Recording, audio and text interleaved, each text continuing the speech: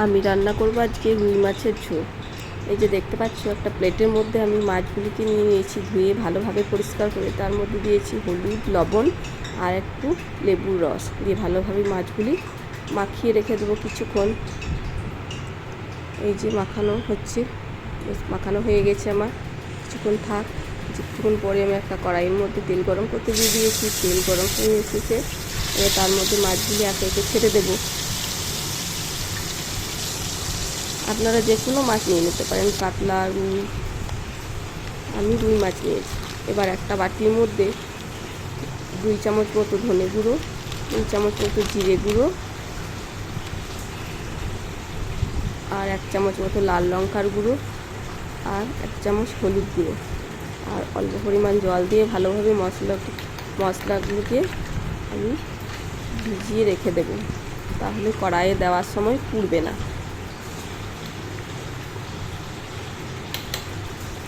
দেখতে পাচ্ছি মশলাগুলো সব গুলে নিয়েছি।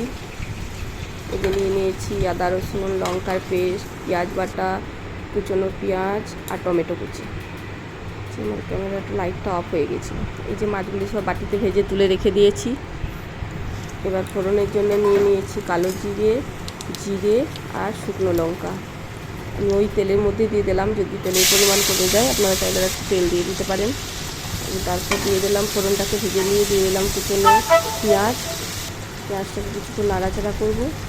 তেজপাতাটা আমি দিতে ভুলে গেছিলাম, তাই দিয়ে দিলাম। কিছুক্ষণ নাড়াচাড়া করার পর দিয়ে দিলাম কেটে রাখা টমেটো। তারপর তার উপর দিয়ে দেবো একটু লবণ, যাতে পেঁয়াজ আর টমেটোগুলি ভালোভাবে সেদ্ধ হয়ে যায়। তারপর কিছুক্ষণ নাড়াচাড়া করার পর কিছুক্ষণ নাড়াচাড়া করে নিলাম। এবার বেটে রাখা আদা, রসুন, লঙ্কার পেস্ট দিয়ে দিলাম, আবারও একটু নাড়িয়ে নেব। তারপর বেটে রাখা পেঁয়াজ বাটা,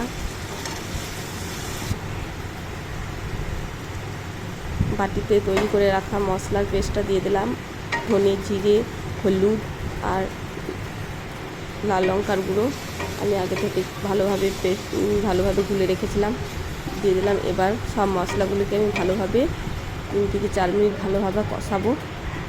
যখন মশলার মধ্যে তেল ছেড়ে আসবে তখন আমার কষানো হয়ে গেছে। যে তার একটু দিয়ে দিলাম চিনি স্বাদের জন্য। এবার আবারও কিছুক্ষণ নাড়াচাড়া করে আর একটু ভালোভাবে কষিয়ে নেব। এই যে আমার তেল ছেড়েই আসছে, দেখতে পাচ্ছেন। মশলা আমার কষানো হয়ে গেছে।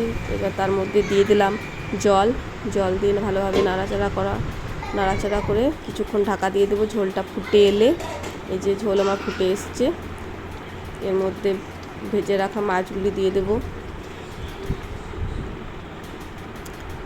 এই যে মাছগুলি দেওয়া হয়ে গেছে। এবার আবারও কিছুক্ষণ ঢাকা দিয়ে 2 মিনিট মতো ফুটতে দেব। 2 মিনিট পর দেখতে পাচ্ছেন আমার কি সুন্দর মাছের কালারটা চলে এসেছে, ঝোলের কালারটা চলে এসেছে। এবার ওর মধ্যে একটু গরম মশলা দিয়ে দিলাম, দিয়ে কিছুক্ষণ ফুটিয়ে নিয়ে নামিয়ে নিলেই রেডি আমার রুই মাছের ঝোল। দেখতে পাচ্ছেন কি সুন্দর লাগছে দেখতে, যেমন দেখতে সুন্দর সেরকম খেতেও সুস্বাদু হয়েছে। আপনারা এইভাবে বাড়িতে বানিয়ে খেয়ে দেখবেন, দারুণ হয়।